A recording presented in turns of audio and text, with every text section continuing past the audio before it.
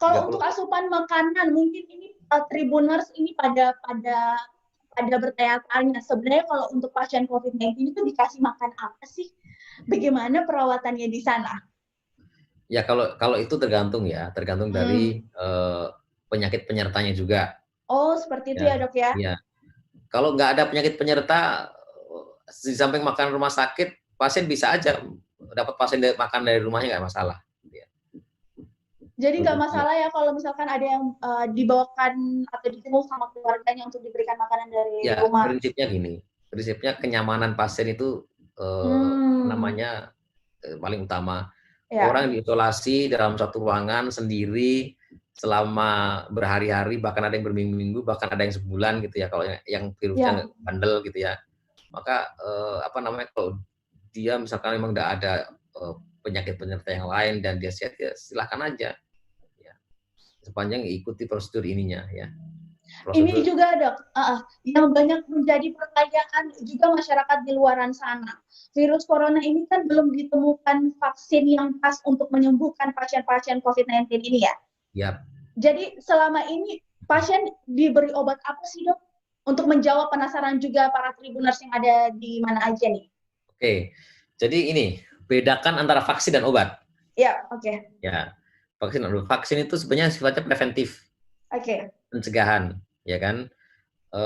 Artinya kita kan misalkan gini, kalau kita, ya saya pernah diwawancara juga, saya sampaikan, kalau kita misalkan mau apa ya, istilahnya apa ya, mau perang atau jangan perang deh. Contoh lebih gampangnya kita mau menikah sama seseorang, si laki-laki maka harus kenal dulu kan. Ya. Maka kalau kenal bisa kemudian mengantisipasi akan seperti apa berikutnya kan begitu. Ya. Nah, demikian juga ini. Jadi konsep kan seperti itu. Vaksin itu maksudnya mengenalkan virus ini, memaparkan virus ini yang sudah memang dimodifikasi dan dilemahkan gitu ya. Kemudian dimasukkan ke dalam tubuh supaya tubuh itu kenal. Ya.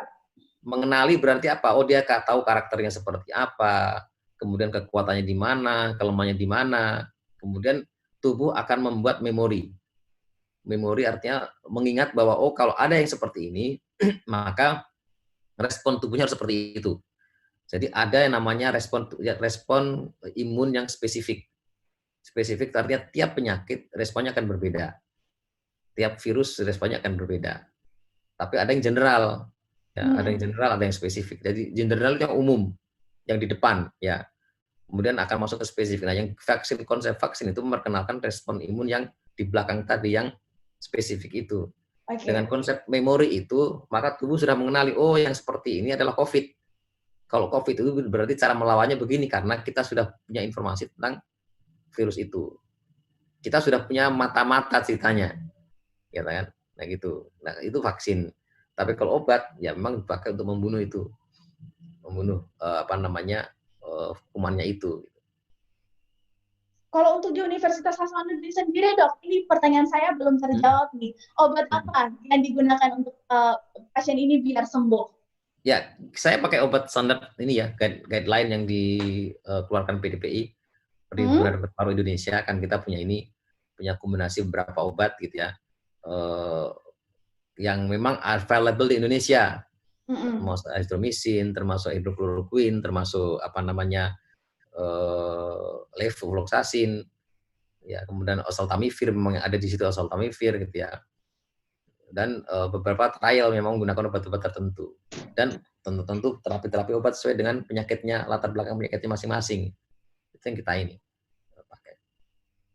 Oke, jadi itu tadi ya Tribuners, bedakan vaksin dan obat. Vaksinnya memang belum ditemukan, tapi obatnya itu selalu digunakan di Universitas Hasanuddin yang seperti dijelaskan oleh Dr. Arif Santoso.